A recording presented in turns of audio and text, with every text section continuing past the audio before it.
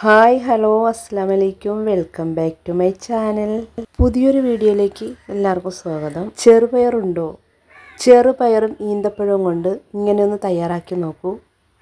ക്ഷീണം, ഓർമ്മക്കുറവ്, വിളർച്ച ഇവ പമ്പ കടക്കും. അപ്പോൾ ഇതെങ്ങനെയാണ് തയ്യാറാക്കി എടുക്കുന്നത് നോക്കാം.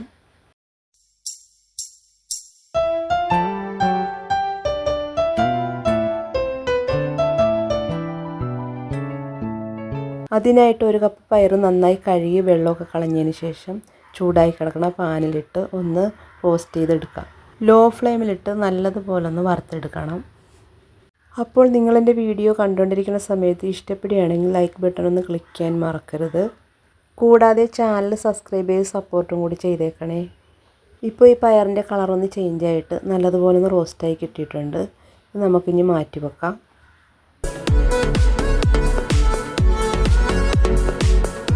ഇനി അരക്കപ്പ് കപ്പലണ്ടിയും കൂടെ ഇതുപോലെ റോസ്റ്റ് ചെയ്തെടുക്കാം. ഇത് ലോ ഫ്ലെയിമിലിട്ട് നല്ലതുപോലെ ഒന്ന് റോസ്റ്റ് ചെയ്തെടുക്കാം.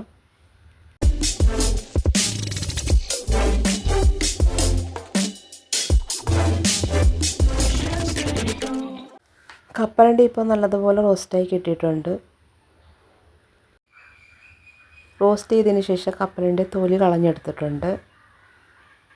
ഇനി വേറൊരു പാൻ വെച്ചിട്ട് 1-2 ടീസ്പൂൺ നെയ്യ് ഒഴിച്ച് കൊടുക്കാം.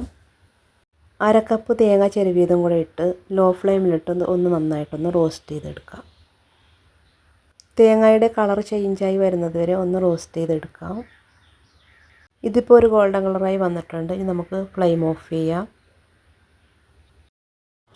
ഇനി നമുക്കൊരു മിക്സി എടുത്തതിന് ശേഷം നമ്മൾ റോസ്റ്റ് ചെയ്ത് വെച്ചിരിക്കുന്ന പയർ ഇട്ട് കൊടുക്കാം.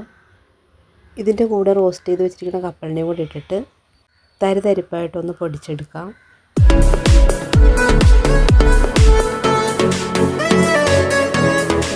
ഇതാ ഈ ഒരു രീതിയിൽ തരിതരിപ്പായിട്ട് പൊടിച്ചെടുത്തിട്ടുണ്ട്. ഇനി ഇതിലേക്ക് മധുരത്തിന് ആവശ്യമായിട്ടുള്ള ഡേറ്റ്സും കൂടി ഇട്ട് കൊടുക്കാം. നല്ല മധുരം ഇഷ്ടമുള്ളവർക്ക് ഈ സമയത്ത് കുറച്ച് ശർക്കരയും കൂടി ചേർത്ത് കൊടുക്കാം. ഇനി ഇതിലേക്ക് ഏലക്കാപ്പൊടിയും ഉപ്പും കൂടി ചേർത്തതിന് ശേഷം ഇത് നന്നായിട്ടൊന്ന് പൾസ് ചെയ്തെടുക്കാം.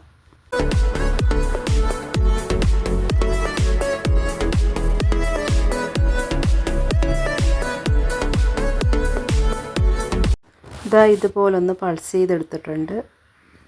ഇനി ഇതിലേക്ക് നമ്മൾ റോസ്റ്റ് ചെയ്ത് വെച്ചിരിക്കുന്ന തേങ്ങയും കൂടി ഇട്ട് കൊടുത്തിട്ട് ഒന്നും കൂടെ ഒന്ന് പൾസ് ചെയ്തെടുക്കാം.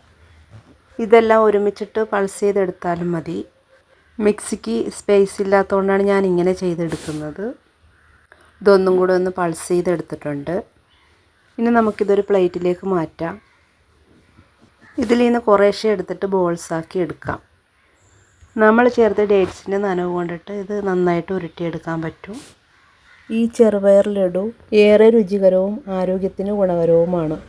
പുറത്ത് വെച്ചാൽ ഒരു 4-5 ദിവസവും ഫ്രിഡ്ജിൽ ഒരു 2 ആഴ്ചയും സൂക്ഷിക്കാൻ സാധിക്കും. അപ്പോൾ എല്ലാവരും ഒന്ന് ട്രൈ ചെയ്ത് നോക്കിയതിന് ശേഷം ഫീഡ്ബാക്ക് കമൻറ്റിലൂടെ അറിയിക്കാൻ മറക്കരുത്. പുതിയൊരു വീഡിയോ ആയിട്ട് വീണ്ടും കാണാം. Thank you for watching.